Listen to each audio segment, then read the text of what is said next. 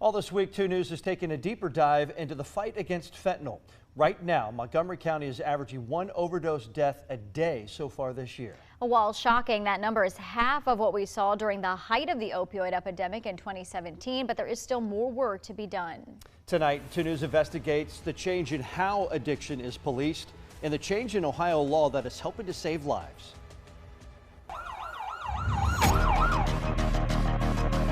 2017. I was probably just one shot away. The height of the opioid epidemic.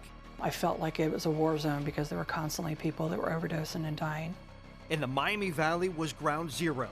I've been to homes where there's people dead from overdoses and their kids are screaming for their mother who is laying there deceased. From 2016 through 2022, 2,472 people died of drug overdoses in Montgomery County. 566 in 2017 alone, earning Dayton the dubious distinction as the overdose capital of America. For a time there, it was heroin. Then it came a time when it was fentanyl, and if you had heroin, you couldn't even sell it. No one wanted it. It wasn't strong enough. They wanted fentanyl. People who I used the meat close to, and the next day got from the same dealer, they ended up dying.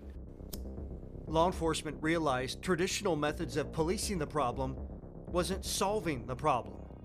You can't arrest your way out of a fentanyl or opioid epidemic. Don Schwartz witnessed the focus shift toward treatment while working for Montgomery County's probation services.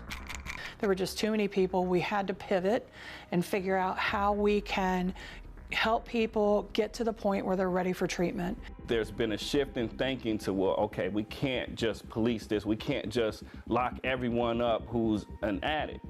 Cleve Baker was one of the lucky ones, an overdose survivor who got help and got clean.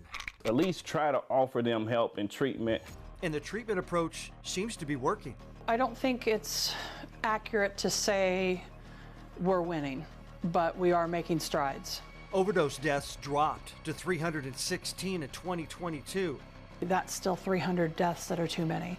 Today, there's a new tool to help bring those numbers down. Fentanyl test strips, once considered drug paraphernalia that could get you arrested.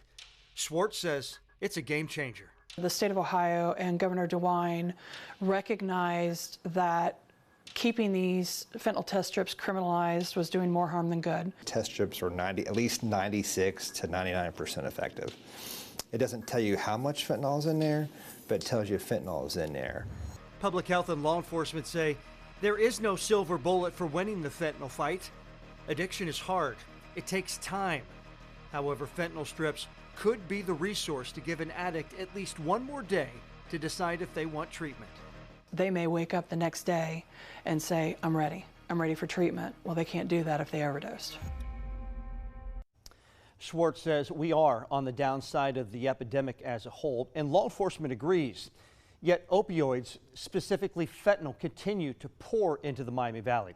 Tomorrow, 2 News investigates how the drugs are getting here and what the DEA is doing to stop it.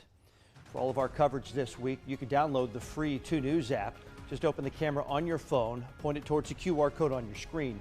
That'll take you to the page on our website with links to download the app.